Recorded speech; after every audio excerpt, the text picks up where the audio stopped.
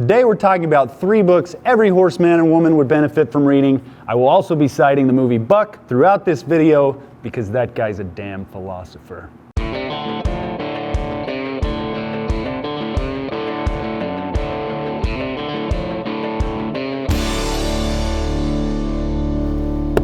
Number 1, Atomic Habits. This is one of the most life-changing books I've ever read. It kills the idea of traditional goal setting and pushes instead for getting the little things right every day.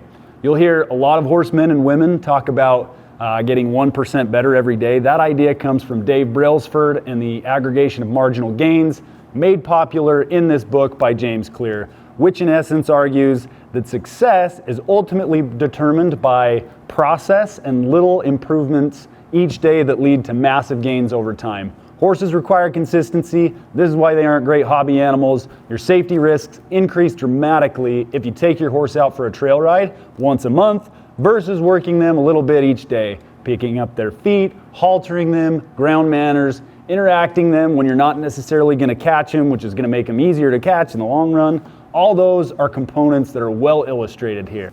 Discipline is destiny. When Buck Brannaman talks about your horse being a window to your soul, he's right. It's beautiful. An undisciplined horse owner makes an undisciplined horse. Remember the part at the end of the Buck documentary where he's talking to the lady that has a pasture full of spoiled stud horses and he calls her out for not having her crap in order? That's what this book will do for you. It'll make you think about getting your own house in order. Ryan takes ancient principles of Stoicism and philosophy and puts them into modern language that's easy to understand.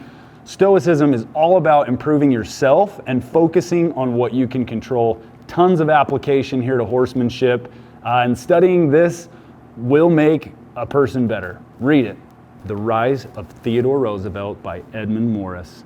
One of my favorite lines from Buck is where he says, "The average person can be great at this." I love that line. Theodore Roosevelt was born physically weak, and there's this point in his life where his dad pulls him into his office and tells him he has a great mind, but he's going to need to make his body. When you read this, you can't help but feel the urge to walk in Roosevelt's footsteps a little bit and force yourself to do some pretty hard and uncomfortable things to strengthen your body and mind. We have to force ourselves and help our horses do things we don't want to do. Sometimes you got to get your horse out and ride when it's cold. You got to introduce him to tarps and water. You got to get back on when you get bucked off. You got to have a little courage to swing a leg over a colt for the first time.